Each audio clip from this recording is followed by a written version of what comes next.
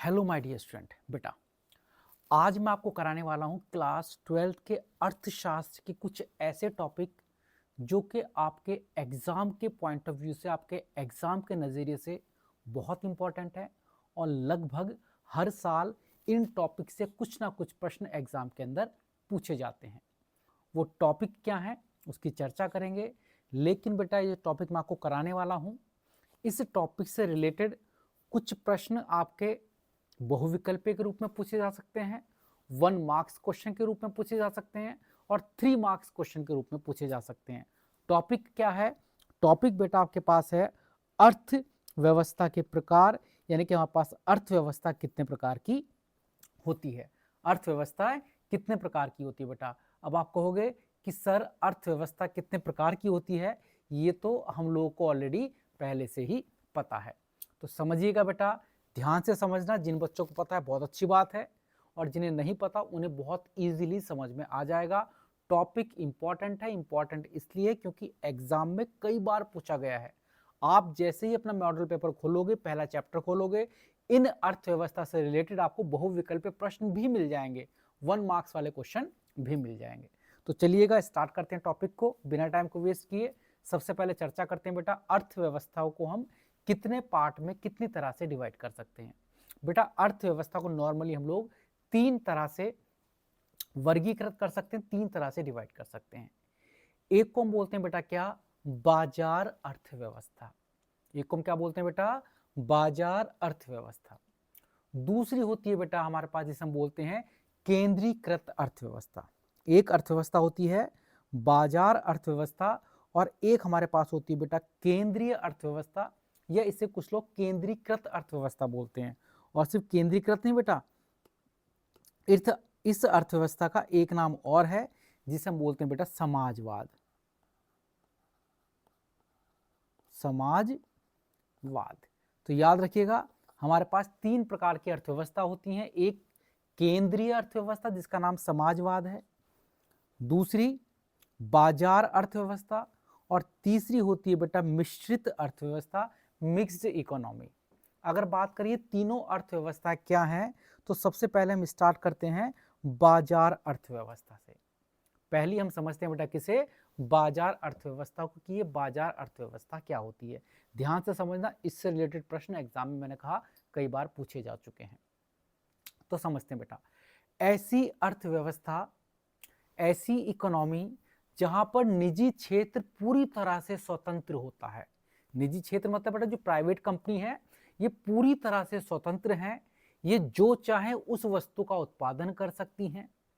निजी क्षेत्र के पास सारे संसाधन होते हैं, मतलब जो हमारे पास जमीन है, पूंजी है, ये सारे संसाधन किसके पास है? निजी क्षेत्र के पास है। ये मानो वस्तुओं का उत्पादन कौन करेगा? निजी क्षेत्र। सारे संसाधन किसके पास हैं? निजी क्षेत्र के पास। और उसके अलावा वस्तु की कीमत क्या रखी जाएगी? वो भी कौन रखेगा? निजी क्षेत्र, या कह सकते मांग और पूर्ति के अनुसार रखी जाएगी यहां पर कीमत। सरकार का इस अर्थव्यवस्था में कोई हस्तक्षेप नहीं होता। ना तो सरकार उत्पादन करती है, ना सरकार कीमत को नियंत्रण करती है। तो ऐसी अर्थव्यवस्था जहां पर सारे के सारे संसाधन निजी क्षेत्र के होते हैं, सारी आर्थिक क्रियाएं, उत्पादन, वितरण वगैरह कौन करती है? निजी क्षेत्र करता है, और कीमत का निर्धारण मांग और पूर्ति के अनुसार किया जाता हो, तो उस अर्थव्यवस्था को हम बोल देते हैं भैया ये तो बाजार अर्थव्यवस्था है। कौन सी अर्थव्यवस्था है बेटा? बाजार अर्थव्यवस्था। दोबारा से, ऐसी अर्थव्यवस्था जहां पर सभी संसाधनों पर किसका स्वामित्व होता है बेटा? सरकार का स्वामित्व होता है। सभी संसाधनों पर किसका स्वामित्व होता है? निजी क्षेत्र का।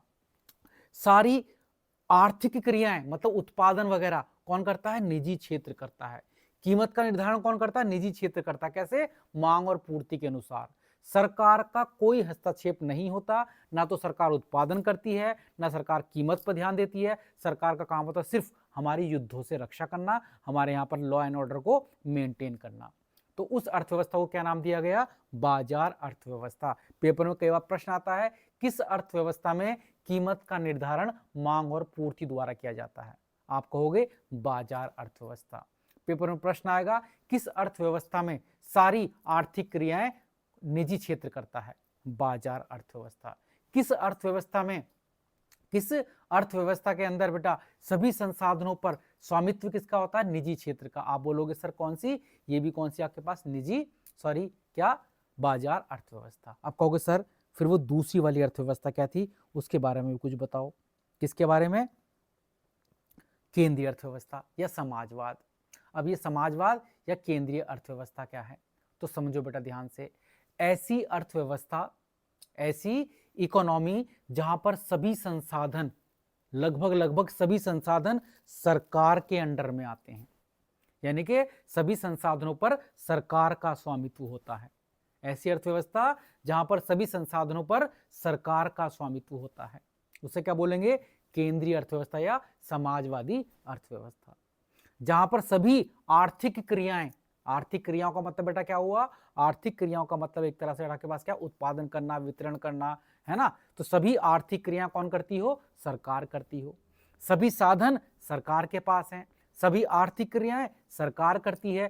कीमत का निर्धारण भी कौन करती है? सरकार। यानी कि उपभोक्ताओं के हितों को ध्यान में रखकर, जो उपभोक्ता होते हैं बेटा, यानी कि हम लोग हैं, हम लोगों को ध्यान में रखकर सरकार कीमत का निर्धारण करती है।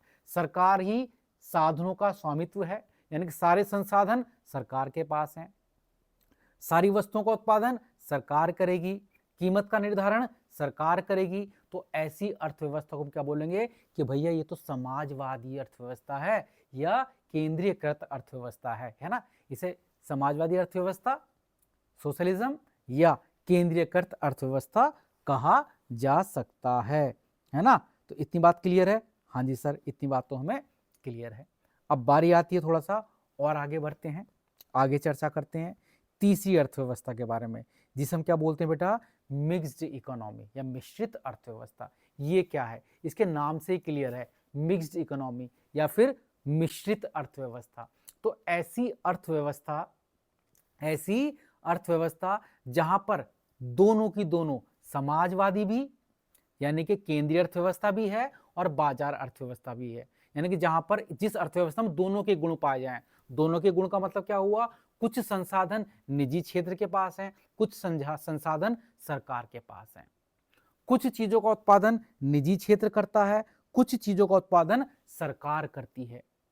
कुछ चीजों की कीमत सरकार निर्धारित करती है, जैसे पेट्रोल कितने रुपए लीटर रहेगा, सरकार बताएगी। डीजल कितने रुपए लीटर रहेगा, सरकार बताएगी, है ना? जो अल्कोहल वाली चीजें हैं उनकी कीमतें क्या होगी, सरकार बताएगी। और कुछ चीजों बेटा, टमाटर प्याज, ये कौन बताएगा? निजी क्षेत्र बताएगा। तो कहने का मतलब कुछ चीजों की कीमतें सरकार निर्धारित करेगी, कुछ चीजों की कीमतें निजी क्षेत्र निर्धारित करेगा।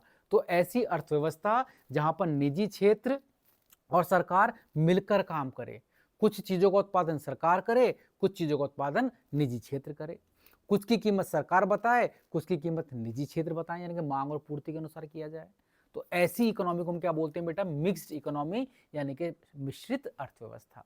और जो हमारी वाली अर्थव्यवस्था है, पेपर में प्रश्न आए कि भारत की अर्थव्यवस्था किस प्रकार की है, आप कहोगे मिश्रित अर्थव्यवस्था है, क्योंकि यहाँ तो सरकार भी करती है कुछ चीजों का उत्पादन और कुछ चीजों का उत्पादन बेटा कौन करता है? निजी क्षेत्र करता है। तो आई थिंक आपको इतनी बातें मेरे हिसाब से बिल्कुल क्लियर हो गई होंगी। ये थोड़ी थोड़ी बातें थी जो कि आपको समझनी थी, और आई थिंक आप इन बातों को समझ चुके होंगे। तीन प्रकार की अर्थव्यवस्था को, अब बाजार अर्थव्यवस्था मेरे हिसाब से क्लियर होगी, जहां पर सारी की सारी चीजें निजी क्षेत्र करता है और कीमत का निर्धारण मांग और पूर्ति द्वारा किया जाता है। दूसरी केंद्रीयकृत अर्थव्यवस्था, यानी जिसे हम बोलते हैं समाजवाद, यहां पर सब कुछ सरकार के अंडर में होता है।